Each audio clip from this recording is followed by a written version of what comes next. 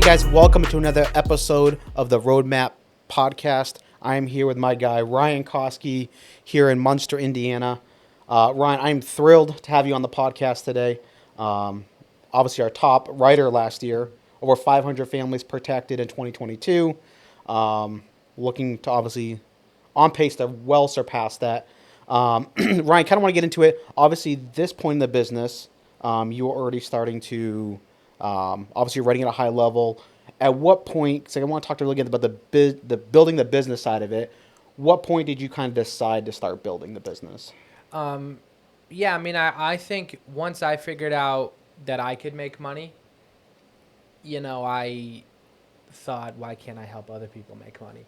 And I don't think I took it super seriously till about, 9, 10 months in, Yeah. but I was looking to build the business, inside my first 3 or 4 months, looking to recruit and help other people get out of situations, like I was in when I started. Yeah, love it. So, I mean, when I think of this business, I think a lot of people, because you're writing business at the highest level in our, in Inception. Um, when I see this business, not every top producer is great at replicating this business, which you're doing a great job of that. You have some studs on your team that you're duplicating, right? So, in the sports analogy, you're both big sports guys, right? You just because someone's a great coach doesn't mean they're ever a great player, right? A look around the NBA, NFL, the other, major leagues, right? You have a great coach that maybe has never really played the game at a high level. But for you, you've also done written business and are continuing to write business at a high level, but you're also starting to make that process duplicatable. What does that kind of look like? What process are you taking through with new agents to kind of help them get up and going? Yeah, I think number one, the biggest thing is that a lot of people don't think about is like you really do have to be really humble. And you have to truly believe and understand that it's not you that's special, right? So like, if you think, Mike, that you're the reason that your business is successful and you have some special set of skills or talents, then you can't train other people to have your instincts and your skills. It's not something that you can train. But when you truly believe that it's not me, it really is the system, then your agents can buy into that. Because if your agents know that you think that you're special, they're not going to buy into what you're doing because they don't think they can reproduce that. And I think that that's honestly step one. And I mean, I understood that from the beginning just because I had done sales before, and it took me a long time to get to the top, just like it kind of did here. It took me like a year and a half, Yeah. to really get there. And so, I mean, I feel like I had already been humbled coming in. My first 5, 6 months humbled me a lot here as well. That I think is honestly the biggest thing, because when you believe it's not you, it is the system, it's easy to get buy-in from agents, right? Yeah. Whereas if you think you're special, you can't teach people to be you. And then after that, I think it's just knowing your process, knowing your craft, what you do, and typing that out so that other people can follow it. Whether it's having outlines or, like me personally, I try to have scripts, whether it's a phone script or the script for the sales process, like almost word for word verbatim what I say. So that way my agents can repeat it. Yeah. Because when I started, I didn't use an in-home script. And I would try to do what Gabe did and what all these other top producers did, but I never did the same thing every time. I would forget a line here, add a random line there, and so my sales process was always changing. And so looking back, I didn't know, at the end of a bad month, I didn't know if I did a bad job. Maybe I bought bad leads, right? Maybe it was a bad day. Was our Fridays a bad day to run? Does no one want to buy on Fridays, right? I didn't know what it was.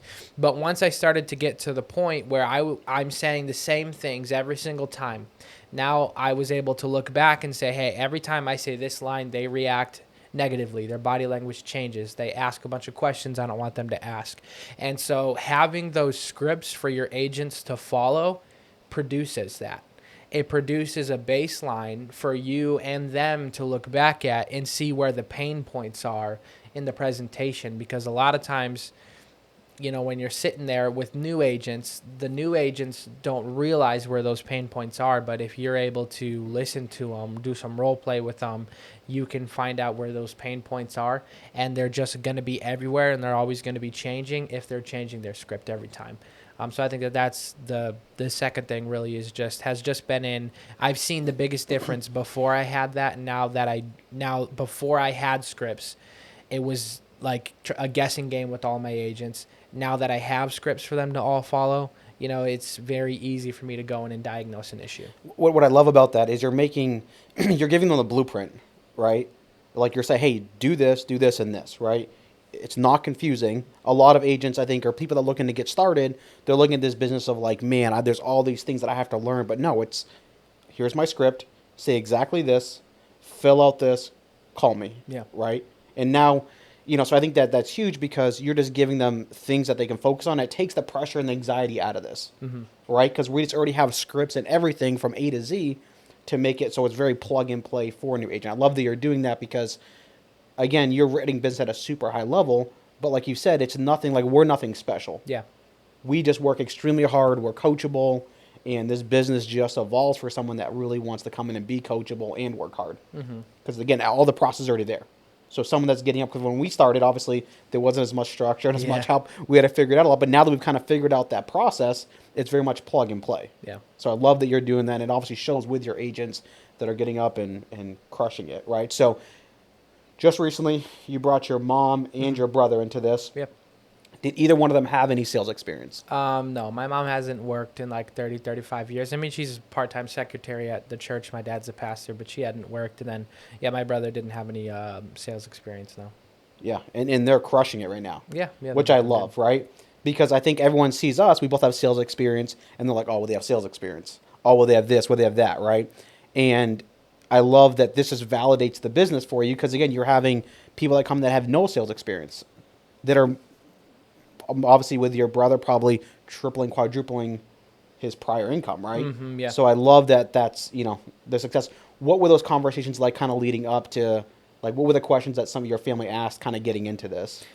Before getting started? Yeah. Yeah. So, I mean, I kind of, I didn't really tell them what I was doing once I got started. Like, they all kind of knew I was doing a new job, but I didn't really tell them much about it. Once I started to see how it changed, my life financially, freedom-wise. Yeah. I kind of started to put it in their ears. Now, I never wanted to convince them to come here. So I talked to them about it once or twice. And then after that, when they would ask me, I'd talk about how difficult it is for me. I'd talk about the struggles that I went through. And I would say a word or two, about how it's changed my life positively, but mainly focusing in on how hard I worked. To get to where I was. And so the questions coming in were like, hey, how hard do I have to work to make what you make? Yeah. Which is beautiful. You know what I'm saying? Because they're focused on the thing that they need to be focused on. Because so many people come into this business, someone recruits them, typical recruiter, hey, look at my bank statements, look at all that I did. I get to go here, do that. I work from home. And then people come in, the way I always describe it, and I feel like young people, Gen Z is like the worst with this, but they're working 40 hours, making $1,000. They want to find somewhere where they can work 10 hours from home and make $4,000, and this doesn't work like that. So that's how it was getting started was, I had them focused on the work ethic coming in, and they just understood that they were going to have to work crazy hard. And that the expectation was already there. I didn't have to, with a lot of new agents, like cold market agents, we have to go in all out on setting the expectations of, hey, you're going to have to work crazy hard. But I kind of already had done that, just in previous conversations. Love it. So obviously a big part of this, I think a lot of people looking into this, they're like, oh, this is like a get rich quick scheme, right? When it's not, it's more of like a slow crock pot type growth for a lot of agents, right? What are some of the expectations that you're setting with whether it's someone that or someone that's a cold market? What kind of expectations do you set on kind of how, like, what this business is going to take to be successful? I think a lot of people that are looking to get into this that are maybe watching this, they're like, what's required of me? So what does that kind of look like? What is your conversations early on with an agent about like, hey, this is what it's going to take to do this at a high level. Yeah. So what I'll do with them is first, the first concept that I want them to make sure that they understand is, if they know that I'm making good money, which a lot of people do, a lot of people that I know in my personal life, my warm market, they do know that. The first concept I want them to understand is I put in more than you put in. Yeah. And that's why I get more than you get.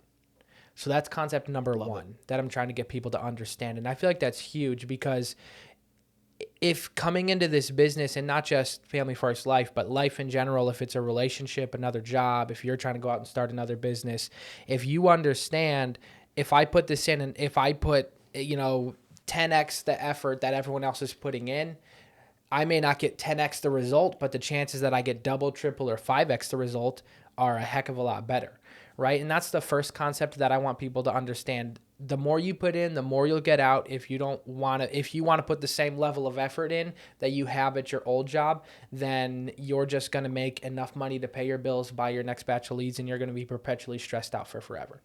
And then the second expectation that I want to set is like, look, not everyone comes in and kills it, their first month, their first 2 months, 3 months. I tell everybody, look, 60 to 90 days, Mike, what you need to do is you need to plan on, I'll ask them, hey, what are your goals? Why do you want to do this? What do you want to accomplish? A lot of people are like, oh, freedom, financial freedom. I want to spend time with family. I want to, help parents with this or that, or retire my grandma, right? People have big goals. And so I will say, okay, so if you want, goal Z, then you're going to have to choose what you will sacrifice. What are you willing to sacrifice to get there? Because, Mike, we've all seen those agents come on that, their family has a birthday party a couple times a month, and they're hanging out with friends every weekend, and they're always going on trips and traveling, and they don't want to give that up. And that's fine. But if you don't give that up, you're never going to accomplish your long-term goal. You're always going to be doing this to try to make that next sale and, pay for your leads with that next sale. And if that's all you're doing, if all you're doing is making enough money to buy your next batch of leads and pay your bills, you're just going to be forever stressed out.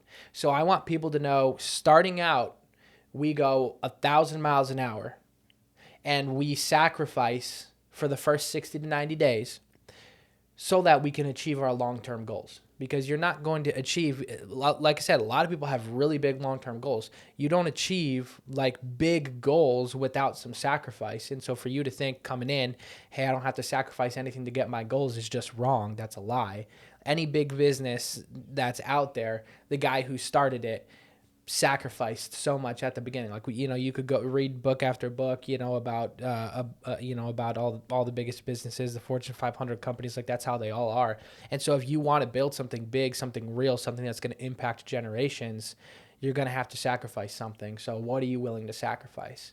And that's a conversation that I always like to have. And then from there, I just want people to understand, look, your first month or two, if you are paying your bills and buying your if you're paying your bills and buying your next batch of leads and you're breaking even, you're not doing terrible. Yeah. Right? It's going to take a couple months to get past that learning curve. And this is the third concept that I want people to understand is, there's a learning curve to this, just like there is with anything. If you're trying to, learn how to play golf or basketball, it's going to be a while before you're decent, right? So just here, it's also going to be a while before you're decent. And I think for the average agent, Mike, it probably takes, I would say, about 2 months for them to feel like they have things figured out. Yeah. I would say. And that's at an average level of work. So you'll see people come in, and I did this to myself. I worked really hard month 1, month 2, I didn't work at all. Month 3, month 4, I didn't work that much. Months 2, 3, and 4, I didn't. So I took that what should have been a 2-month learning curve, and I stretched it out to 6 months because I didn't want to put that level of work in. But on the other hand, you can take that 2-month learning curve and you can work 14 hours a day for an entire month, and you can make it a 1-month learning curve. Yep. So again, what are you willing to sacrifice? What do you want to do? How quickly do you want to change your life? Because you can shorten that learning curve, or you can make it take a lot longer. We're going to have this conversation now, so that way, looking back, when you're like, why is it taking longer? I can point back to this conversation and say, well, you you kind of stretch it out. And those, I think, are the 3 expectations, that I try to set. You got to put a lot in. You're going to have to make some sacrifices. And then it's up to you how long your learning curve is. Love it. I think that's so important is setting that expectation so people don't come into this just thinking, again, I'm going to, write at a super high level month 1, right? It's that slow Yeah. crock pot like you're talking about. But the expectations are so key because then if you have a bad week or you have if something doesn't go your way, you've also had the expectation of, okay, in my mind, it helped me. I asked a ton of questions getting into the business so that but when I got into it, I knew kind of like the ups and downs of the business. Yeah. So when that happened, when I had something negative in the business happen, I'm like, okay, this is part of the business. Yeah. I just got to go back to work, right? So I think that's so key is the expectations. I was really poor at that when I would bring agents on early on. Yeah. I wouldn't set proper expectations, and so it was like I felt like I was almost leading them to failure because I didn't do that, right? So now when I have any kind of conversation with someone, I'm setting expectations of what type of work it's going to be taken, and also being coachable. But I think all those good and bad in the business help us, Yeah. as we start to bring people on. So love that. Next thing I kind of want to touch on, we were obviously both in the field for the first, year and a half, I would say. And then just over the course of time, we all switched virtually, right? What has that personally done for your business? Going from in the field, driving, you were driving, what, 3 Yeah, I was different driving states? like 2.5, 3 hours to appointments. Those were my closest appointments, were like 2.5, 3 hours away. A lot of times Yeah. I was driving 7 hours for travel trips, but Crazy, man. yeah. Seems like a different another lifetime ago. So kind of like what's the biggest shifts that you've seen both like on a writing level, like what's something that had to change writing level, and then also for the business side of it, how's it helped? Yeah, I think that one thing that it's done, and this just may be how it affected me and my personality, and may not be for everybody across the board. But I feel like when I was in person, I would focus on the people, right? And it was more emotional for me because I was sitting there in front of somebody telling an emotional story, with an emotional creature across the table. And so naturally, it was, a lot more emotional for me. So when I went virtual, I do everything over Zoom. So I'm, on a screen. So those emotions aren't, naturally there.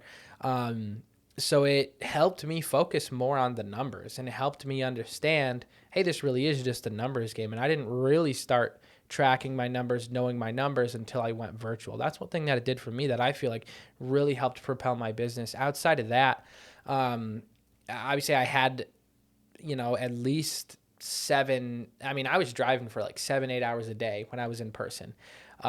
So I have now 6 to 8 hours of what before was windshield time, where I was either watching a training video or on the phone with an agent, right? Or just not doing anything, listening to a podcast or whatever, listening to music. Now I don't take all 8 of those hours, and they're not all 8 working hours, but now all that time that I was spending not producing income, now I can produce income. So before I would get no-showed, and then I'd have to go drive 30 minutes to my next appointment, before I could produce income again. Yeah. So now, if somebody no-shows me, I pick up the phone and I just book another appointment.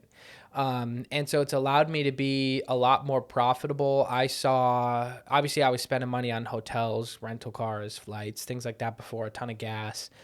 Put like 65,000 miles on my car in less than a year. It was crazy. So it's allowed me to be a lot more profitable in that I'm not as much money's going out. I can reach a lot more people. So I can run, if you would have asked me to run 40 appointments every week before, like I wouldn't have been able to do that more than maybe a couple weeks in a row. Like just physically, mentally, I would not have been able to do it. But now I feel like 40 appointments, like I could do 50 or 60 if I needed to, for a few weeks. And I do 40 consistently. And so it's really allowed me to be a lot more profitable. And then on top of that, I can really focus on my agents as well because, I have a lot of time at my desk. I've got all of my agents on Zoom listening to me sell appointments, listening to me book appointments, and now I can listen to them because you remember what it was like before. I would say, hey, I don't know why I didn't sell that one. So I would call you. I'd be like, hey, Mike, what did I do wrong? You would be like, oh, well, what did they say? What did you say? And you would kind of try to guess, what happened. Yep. We don't do that anymore. Now I listen to my agents and I say, don't say this anymore. That line killed you. That's why this XYZ happened. That's where the conversation, you lost control of it. So that's been a huge thing. Role playing is a big deal. I think role playing helps out a lot, but if I can listen to you run an appointment real time, dude, it'll change the game. And then they also can listen to me at the same time. So that's a few things that it's done that it's really helped out personal production. It's helped, increase the productivity and the efficiency there. And then also on the team building side, I feel like I'm not losing as many agents because I'm just able to help more of them and help them way more efficiently. Love that. Because, I think that's just like, we used to do what's called ride-alongs, right? Yeah, yeah. Where Gabe would take me along with him, and I would take some agents with me, right? And I'd be able to watch him, right? And I'm like, oh, that was really good. I learned so much, right? And I think we take for granted the whole Zoom that we're on, right? All day, every day, our agents are on Zoom with us, listening to you dial, right? Listening to you overcome objections, setting the appointment, right? And then also in the in-home, they're hearing you A to Z take someone through, what is this, to like, hey, your family's protected, Yeah. and seeing you over do that hundreds of times, in the course of a month, right? That's what I love about the virtual side of it, is it allows us to, again, and then like you said, to hear the agent, where it's hands-on coaching, right? We're saying, hey, great job. Here's some things you did well. Here's some things that you need to work on, Yeah. right? Here's some questions you need to ask. Here's some different things, right? Or with a client where they're typing saying like, hey, say this, do this, right? And it's that constant hands-on coaching that's allowing our agents to get up and going so much faster. And the whole virtual side of it too, opposed to being in person, is if you got no-showed, you got a good hour and a half to your next appointment sometimes. Yeah. And that's includes drive time, right? Where here you get no-showed, hey, I can have another appointment 30 minutes from now. And it's allowing agents to put the numbers in their favor, and allows them to get up and going so much quicker. So absolutely love that. Don't want to take up too much more of your time. I appreciate you jumping on today. Someone wants to work with you. How do they get in contact with you? Oh yeah, I mean, if you fill out the joininception.com link, it's JOIN, join, and then Inception, INCEPTION.com. Just put me in there, and then that'll get my hiring manager Michelle, with you. She'll get connected with you, and she'll connect you up with me. I'm also on Instagram, Ryan_Koske 3, and then on Facebook, at Ryan Koske. So Love give me it. a shout. Guys, you just heard from one of the top producers in Inception, one of the best. If you're an agent and looking to get into the business, I would advise you join Ryan's team. He's one of the best at taking someone that knows nothing about the business, giving them the training wheels early on to get going, and then leading to massive success. Hey guys, thanks for joining us for another episode of the RoadMap podcast. Look forward to seeing you next week.